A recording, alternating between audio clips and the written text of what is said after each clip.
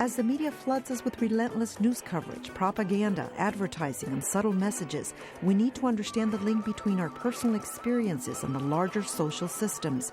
Become media literate. Next on Living Smart.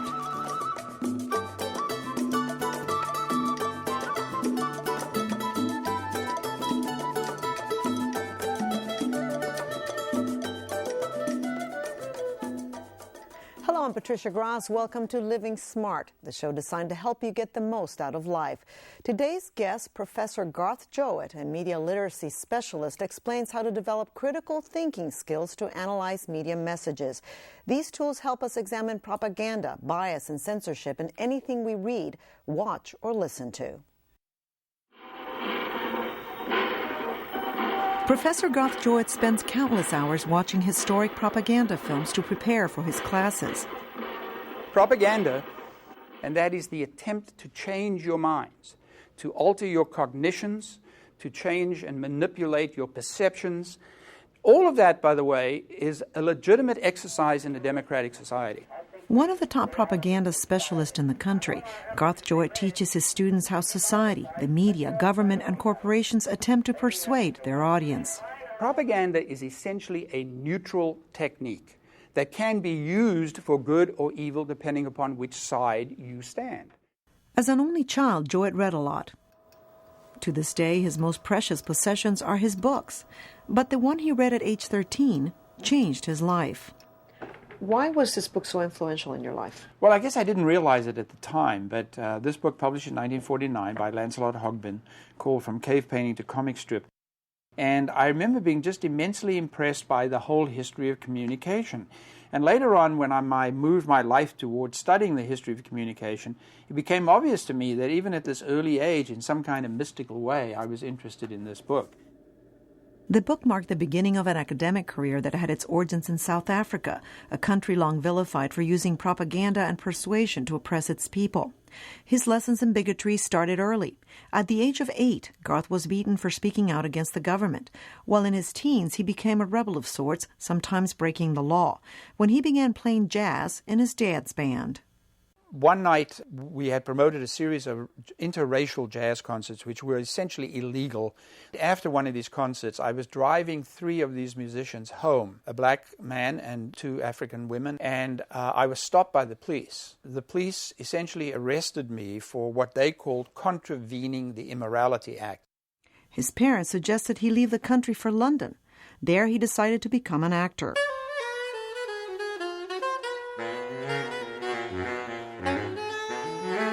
I spent a little over a year with the Rank Film School, learning to be a film starlet. But that wasn't paying the bills. A year later, he moved to Canada and entered the advertising world. I was handling all of the advertising for Dristan and Anderson in Canada by the time I was 22 years old without a college degree. He then married, went to college, and continued to be passionate about media and its impact on society. My degree is in American social and cultural history, but my specialty is the history of what I call mass culture. The Canadian government hired him as a research director in the Department of Communications. It was an important 4 years in my life, and it really helped me to conceptualize how significant communications is in the lives of people and of nations. I'm amazed at how political bloggers on both sides of the stripe tend to omit information that would destroy their argument. Since 1979, he's been at the University of Houston. Is it a lie to omit information? It's not exactly a truth, but as long as you're not giving false testimony, you're not lying about something. Jowett has written 4 books on popular culture and the role of mass media in shaping modern society. As a result, he has become a keen observer and collector of media history. These are posters that I'm particularly fond of. They were done in 1915 by this very famous French graphic artist, Theophilus Steinlen. The poster has become the graphic statement for political parties and so forth to this very day. There's a lot of these old posters in his home, along with jazz and music paraphernalia. For 15 years, he was a disc jockey and one of Houston's historians on the subject. This, too, impacted his media career. As a teenager, I became aware that there were serious students studying popular culture. And the popular culture they were studying was jazz. I was buying jazz books when I was a teenager. Besides the sheer enjoyment of the music itself, it's given me an opportunity to realize that there's a seriousness of purpose in popular culture. Go get it. Though he doesn't spend all his time reading and writing, Jowett's next project is a book on the social history of television in the United States. I see what I'm trying to do in my somewhat feeble way is to make historians pay attention to the role of television in shaping modern American society. As for the future of media, he warns, get ready for a fast ride. When the New York Times runs its technology section, there is something in that section that is fundamentally going to change our lives. So that every week there is a new development of some kind that is going to change the way we as individuals relate to the world and the world relates to us. Professor Garth Jowett, thank you so much for being here. It's a pleasure. Appreciate it. I'd like to start with a quote by Umberto Eco, because I think it's related to our topic. A democratic civilization will save itself only if it makes the language of the image into a stimulus for critical reflection, not an invitation to hypnosis.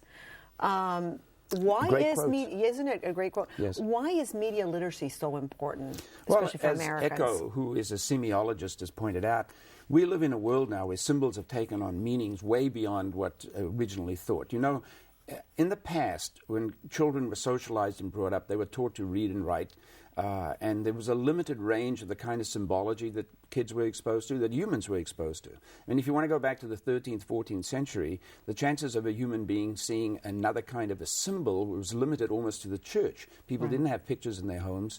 They had to go to the church to be stimulated by the stained glass windows. So the world has really changed, a different world entirely. And it is interesting, of course, is how the human brain has adjusted to this proliferation of images that we now have. And Eco's point, though, is an interesting one, is that large number, by far the majority, I mean, I'd say 99% of these images are designed in a way to create a kind of hypnosis and not a stimulation. If you overstimulate people, then they'll start to question things.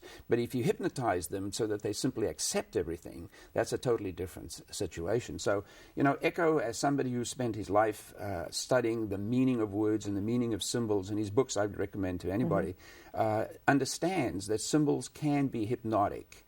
And as such, they are quite dangerous because we don't think about what they mean. Right. Now, later on, we'll talk about how to become, you know, a smart media consumer. But what I've noticed in the past few years is that people tend to want to listen to people who they agree with. Yes. So if you're coming from the right, you want to listen to, you know, media from the right. If you're coming from the left, you want to listen to media from the left. And yet, that seems to be a problem to develop critical thinking skills. Well, you know, there's a number of scientific terms for that process. One of them that most people use is cognitive dissonance. And there's also source credibility. All those things tend to meld. Well, basically what it says is that people feel uncomfortable with messages that do not comport with their way of thinking. It takes a fairly dramatic situation for somebody to incorporate within themselves a message that they have not in the past agreed with. Let me give you a specific example using a situation right now. If a large number of people are going to switch over to vote for the Democrats in the next presidential election, it will be because of massive disappointment with what the Republicans have done. Now, I use that as an example because there may be many staunch Republicans who will say, well, you know, things are really bad and I need to give the other guys a chance. And it takes something quite as dramatic as that to get people to change their mind. Otherwise, both parties have about 80% of their adherents are hard-nosed and will not change. They will not change. Right. And so the ones in the middle are the ones that make the difference. Yes, and of course that's the target audience for most politicians, is that 15 to 20% of people who are changeable. Do you think that getting rid of first explain the fairness doctrine, but getting rid of it played a role in the fact that we are not getting, I guess, the truth? Well, you know, the fairness doctrine was always a controversial doctrine. It basically said that in the media, that if you present a point of view, you are supposed to give an opportunity for an opposite point of view to be presented. And that was required. That was required, and of course what that meant was that most media would say, the heck with that, I'm just not going to give any controversial points of view. So we had a very bland media system. as opposed to my basic thinking, I am not in favor of the fairness doctrine. I think the fairness doctrine, in a way, did create a very bland kind of media. And by removing the fairness doctrine, yes, we've swung very far over in one direction, but there's nothing to say that we aren't going to swing over into the other direction given the right circumstances. Right now, talk radio, for instance, is totally dominated by conservative voices, and people on the left complain bitterly about that. But, of course, the people on the right say that the basic media, the so-called mainstream media, is totally controlled by the left. So you have that argument. But it would get rid of a lot of the dynamism that is now in our media and a lot of the bias in the media. But I'm willing to accept the bias in order to maintain the dynamism. Now, media consolidation seems to be an issue right now. Supposedly there are 5 companies controlling the mainstream media. What does that mean? Rupert Murdoch's going to end up owning everything. And what does that mean for us, the consumers? It's not good. It's not good because it removes the proliferation of voices that is required for intelligent media consumption, and we'll get to that in a minute. But the more diverse voices you have, the more opportunity you have to assess information and to base or balance one piece of information against another. If you end up with one source of information, as in Nazi Germany, for instance, I don't have to explain exactly how that ended up. So I'm not accusing Rupert Murdoch of being Adolf Hitler, but I'm saying that ultimately if News Corporation ends up controlling 80% of the news flow in this country, that would be a total disaster. And we have government agencies like the FCC that are supposed to be watching this very carefully, but it depends on which party is in power. They appoint the majority, 3-2, of the FCC commissioners, and that philosophy of the party in power can dominate. I mean, right now we have a conservative philosophy dominating the FCC who are basically in favor of media consolidation. And the other 2 commissioners who are appointed by the Democrats can do nothing about it except vote this 3-2 vote, 3-2 vote all the time. So it's a huge problem that people need to be aware of. Yeah, and I don't understand why the American public are not more aware of it. Or maybe I should say I do understand, and that is because the American public basically don't seem to care on the whole. I mean, we're talking about a very small number of people who actually bother to write letters to the FCC or belong to these organizations that are challenging media consolidation. But nonetheless, I must say, thanks to people like Professor Bob McChesney at University of Illinois, who's written several books on this subject and chairs a very major group, that more and more people are becoming aware of this. And last year, over 300,000 people wrote letters to the FCC on this issue, which is more than they've ever had on any subject before. That's interesting. Now, let's talk about propaganda. That's your specialty. Right. Why is it important to detect propaganda? What does it do to us? And let's talk about World War. I understand World War I is when you start detecting the use of it. World War I is an example of where the massive mass media begin to be used. Prior to that, you can go back to the Bible and get examples of Joshua using these phony trumpets to bring down the walls of Jericho, which is actually a very good example of how he gave trumpets to 20 soldiers, and it sounded like an army of 5,000. So, I mean, propaganda has been with us a long time. Julius Caesar, Napoleon, all were great propagandists. But it's World War I where we begin to see the machine of the mass media being put into operation as a means of shifting public opinion on a highly massive scale. And out of World War I comes this misbelief, really, that propaganda and media are just totally unassailable, that they can't be stopped. The model that appeared out of World War I was that the media were very dangerous. And I think that that's been somewhat overstated, because what you really have to take into account is the psychological preconditioning of an audience. So in World War I, the media were exceptionally effective because the audience was psychologically prepared to accept those messages. And so when they put 2 and 2 together, they got 6 instead of getting 4. That they didn't understand that an audience that is predisposed to messages is much more likely, of course, to accept to believe them. Right. What are some of the techniques for propaganda? Well, the Institute for Propaganda Analysis that was set up in the late 1930s came up with a whole bunch of very interesting techniques with names like, name calling, bandwagoning, and bandwagoning mean that you jump on the issue that seems to be the most popular. And it's In our case would be, for example, the war, the beginning of the war. Absolutely, and we've seen that in this country twice in the last 15 years with the Iraq conflicts, people jumping on the bandwagon of what they think is popular public opinion and then gradually jumping off the wagon as things have not worked out. You know, name-calling, we see that now going on. Every morning when I open up my internet and look at the various responses to the presidential election, these people are calling each other names, sometimes subtle, sometimes not so subtle, but the names sometimes stick. A good example would be Al Gore. Poor Al Gore, who was named as a liar, you know, and everything the man said consequently was reflected in that prism of him being untruthful. John Kerry was called a flip-flopper. You know, Mitt Romney's flip-flopping is immensely greater than anything that John Kerry ever did, but he's managed to avoid having that tag put on him. People talk about his hair more than they talk about his flip-flopping. But, yeah, there are those kinds of... the one I particularly like is the one called glittering generality. And glittering generality is to associate people in a very general way with everything. And that gets back to the Al Gore thing. Everything he says is a lie, you know, and people begin to pick up on that so that you disassociate the individual with reality, but you associate them with some kind of created image. Let's talk about, you know, when Iraq war was declared, every media outlet said there's weapons of mass destruction. Everybody agreed, and it turned out to be false. This is media, almost all media, mainstream media. Where do we get, this was very dangerous for us as a nation, but where do we get the truth today? Now that media has changed, people are going to blogs, they're going to the web, the internet. They're either going to the right or going to the left. Where do we get the truth? That's a very good question, and I wish I could give you a clear answer. There is no absolute truth. Yes, what is the truth? You know, one man's truth is another man's lie or another man's propaganda.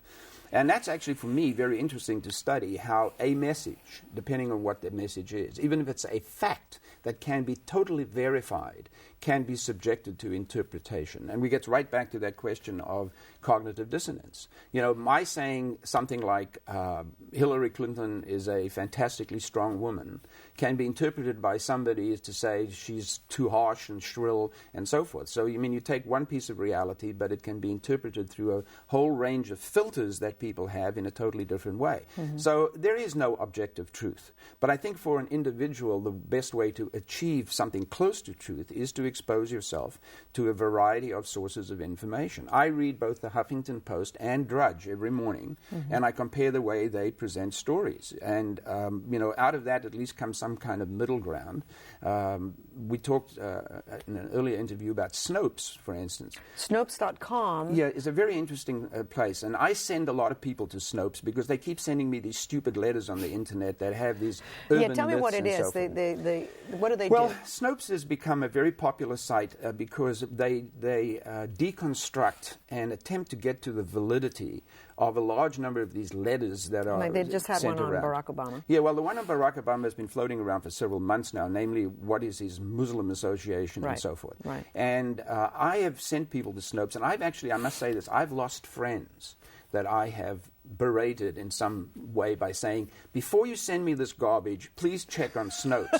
and that's interesting because we get into this cognitive dissonance thing. You send somebody who believes that Barack Obama is a Muslim to Snopes to find that story is a bunch of nonsense, they get angry with you. They don't want to be told They don't want to the believe truth. Snopes. Yeah. So I have honestly lost two reasonably close friends who objected to my sending them to some place that told them what they didn't want to believe. Well, let's talk about how to be more intelligent consumers of media. What do we need to be thinking about as consumers with the world we live in? Well, you know, again, the opportunity doesn't arise for everybody who has to jump out of bed at 7 o'clock and grab a quick cup of coffee and go off to the office. But although, you know, statistics say that people are spending a lot of time in their office reading the internet, which is something I guess American workforce is going to have to deal with. But if you can expose yourself to at least 2 or 3 sources of information, rather than adhere to just one source of information, that puts you far ahead of the game. By far, the majority of Americans barely have time to expose themselves to one source of information, and unfortunately, the source of information they expose themselves to is likely to be one that is sensationalist or is obviously biased. I mean, Fox News, for instance, talks about, how it has the highest ratings in cable news. People should expose themselves to both Fox and MSNBC or to CNN or something like that to get a kind of a balanced opinion. And what's even more concerning is that younger people don't expose themselves to any kind of news information, and yet they're trusted with a vote. I mean, it's actually an interesting concept. You can vote, but you don't have to know who you're voting for or what you're voting about. What about following the money? Well, that's really something that the experts are doing, is following the money. And, of course, there we get into kind of propaganda, too, because people can be exposed for what appears to be the wrong kind of fund collecting. I mean, just today I was looking at the Huffington Post before I came in, and I noticed, there's all these little stories about, for instance, Huckabee, whether he believes that a wife should be subservient to a husband or not is now becoming a big story because, he had one time signed this document with the Southern Baptist Church, which adheres to that. So, I mean, people are picking on little things. Now, the money thing is a very big thing, and we've tried through McCain, Feingold, and so forth to help Campaign that situation, finance reform, but it's not helping. I mean, money still runs this thing. Do you know how much money it costs to run for president of the United States? I can't imagine. Millions and millions well, and millions. We're clean close to $1 billion. $1 billion $1 billion to run a campaign. Right. Unbelievable. I mean, so that means that the myth that anybody can become president is only partly true, but you've got to find $1 billion first, yes. Now, the latest propaganda model that I read said that the new filter replacing communism is now the war against terror. Absolutely, yes. Tell me about that. Well, I mean, thanks, and I don't mean this as a criticism, good luck to them, thanks to the Bush administration and what happened in 9/11, is that the war on terrorism has now become a kind of filter, and that is you need to be in favor of the war on terrorism as a politician. Anybody who stands up and says, basically, I think it's a whole bunch of nonsense and we really shouldn't be devoting billions of dollars to it and so forth, runs the risk because the last poll I saw indicates that about 60% of the American population still see terrorism as a very important issue. But that has declined from about 80 or 90% right after 9/11. And domestic issues such as health care and Social Security, God forbid, are beginning to rise up in terms of public concerns. And you just need to watch what the candidates are saying and what issues they're focusing on. I've noticed a downplaying of terror amongst the Republicans and an upsurge of social issues amongst the Democrats. So those are the issues that change. But nonetheless, the filter of being in favor of a strong national defense and in favor of getting rid of those terrorists is something that politicians like a religion still have to adhere to. Now, what is the difference between misinformation and disinformation? That's a good question. Yeah, I have to go through this all the time because the words are sometimes used as a synonym, but they're not. Misinformation is where you accidentally provide wrong information. People use wrong information or they get wrong information and they misuse it in some way. Can you give me examples of that? Well, I mean, somebody may misquote figures from the Agricultural Committee about the number of bushels of wheat that we're producing or how many gallons of oil it takes to do something or the latest one I noticed is, how many million tons of wheat does it take or corn does it take to produce a gallon of ethanol? I mean, people could get wrong statistics and misuse it that way. Now, if somebody went out and deliberately decided to say that it took 1 million bushels of corn to make 1 gallon of ethanol, that would be disinformation. A deliberate attempt to provide wrong information is disinformation, and an accidental use of statistics that way or any kind of information is misinformation. Now, it becomes tricky when you listen to somebody like Rush Limbaugh, because he provides, in my opinion, and it is my opinion, although I guess it can be verified, an enormous amount of disinformation. He almost deliberately will distort information in order to satisfy his audience. And we need to watch out for disinformation because the communists in their heyday were absolute masters at placing disinformation in the world press about the United States.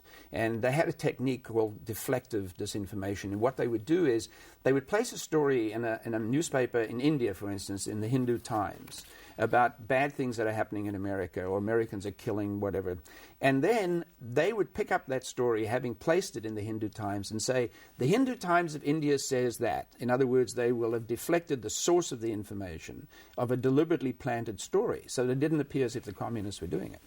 Now, why have you devoted such a large portion of your life to studying this? Well, I could say because I have nothing better to do. But no, I've always been fascinated since I was a kid, as you know, when we've talked, by the role of media in society. And I grew up in a radio household. I never saw television until I was 18 years old.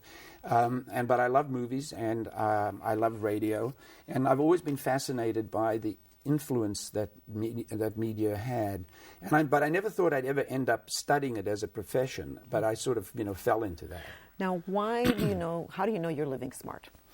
I know I'm living smart when I get up in the morning and I really look forward to my day, and I know I'm living smart when I go to bed at night, feeling that I've actually accomplished something, and that happens more often than not.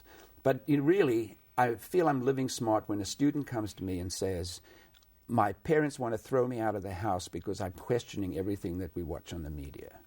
That's what makes me really happy, is when I feel I've accomplished that. Well, I'm really, really grateful that you've been Thank here you. It's been a enlightening pleasure. us as to what we need to do. Well, because there's a lot of information as many out there. sources as possible. That's all I suggest. That's right. Read as much as possible. And to learn more about this topic, go to our website. There you'll also find a complete resource list. You can also email us or call us with your comments at 713-743-8513. And that's our show for today. I hope you've enjoyed it. Remember to live smart. I'm Patricia Gras. Have a great week.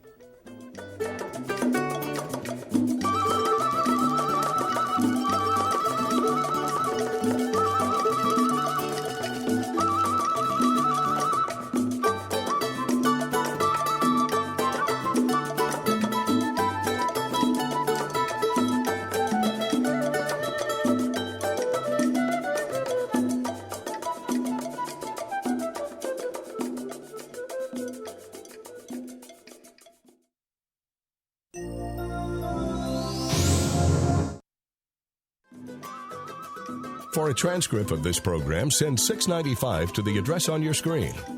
Please include the name of the guest.